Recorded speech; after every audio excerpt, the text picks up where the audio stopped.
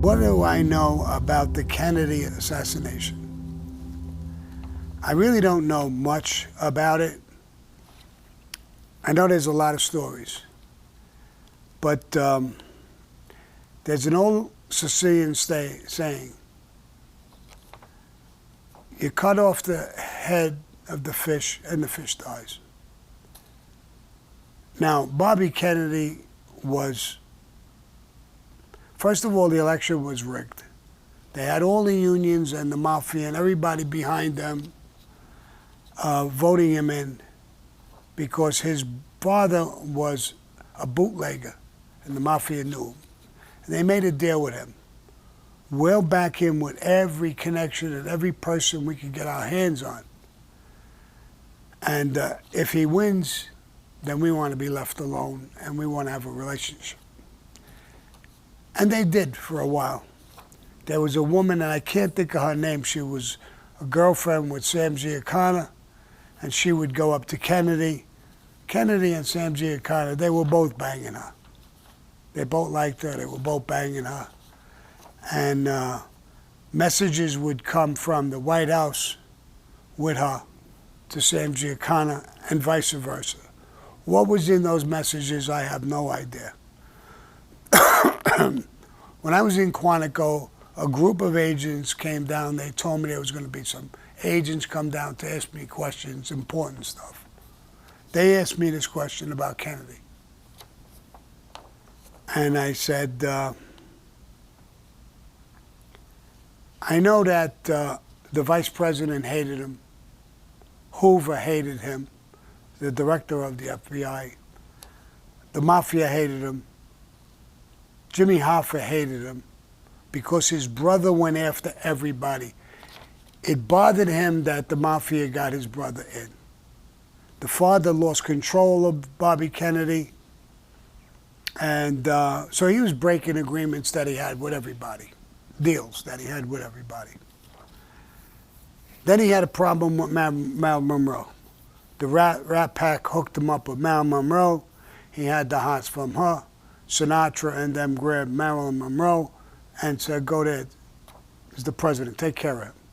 It's important to everybody, and it's going to be important to your career. And she did.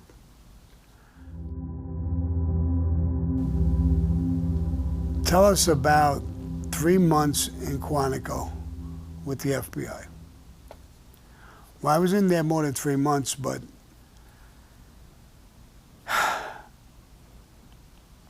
it was weird. I did videos on this too. There's many, many, many stories.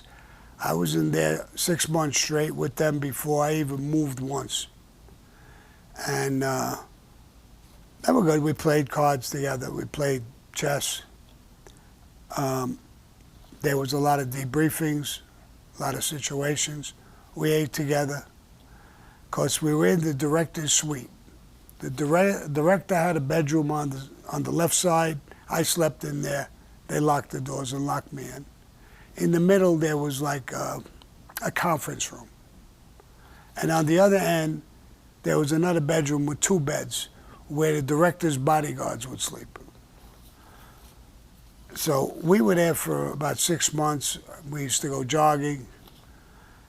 We ate together, like I said, and we played cards and chess and all kinds of bullshit with a lot of debriefing sections, a lot of meetings, people from all over the place.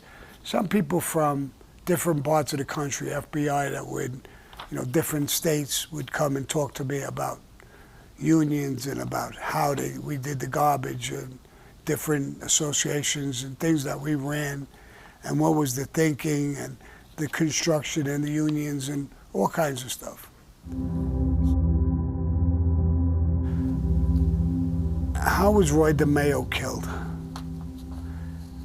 That's an interesting question. First of all, everybody realized he became a serial killer. We don't condone that in the mafia, so he had to go.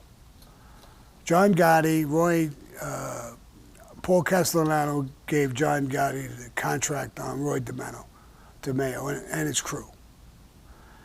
And John Gotti really, it must have shook him. Roy was nobody to play with. The guy was a serial killer. All his guys around him became serial killers.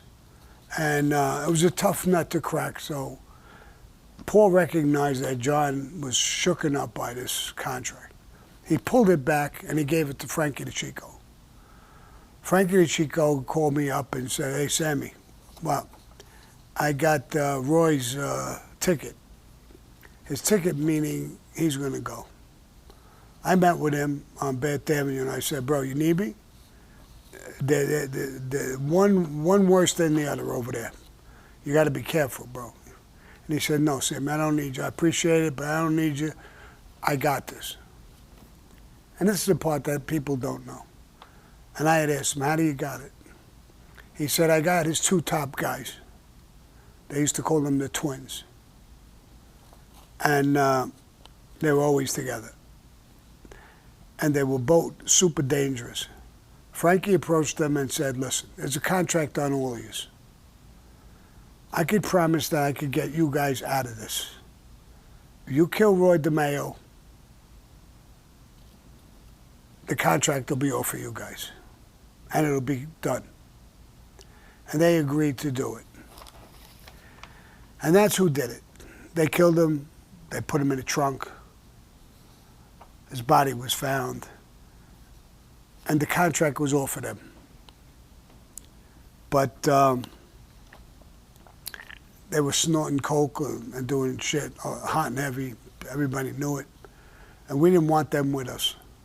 After the Castellano hit, we transferred them out of our family and we gave them to Gas Pipe, who I believe made guys, fucking serial killers. But Gas Pipe was a fucking effort nut himself, so they fit perfect together. So that's how Roy DeMayo was killed, by his own guys. What were the sit-downs like with the bosses? What was the set of rules?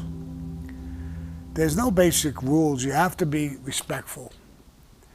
And when I first started sitting down with bosses, I was nervous. I mean, they were way up. I was just a big guy. It seemed like after the Johnny Keys hit, every boss knew what I did, what I was able to pull off. The sit-downs were a little different. They were much warmer to me. It seemed like they had a lot more respect for me. When I talked, they paid attention to every word.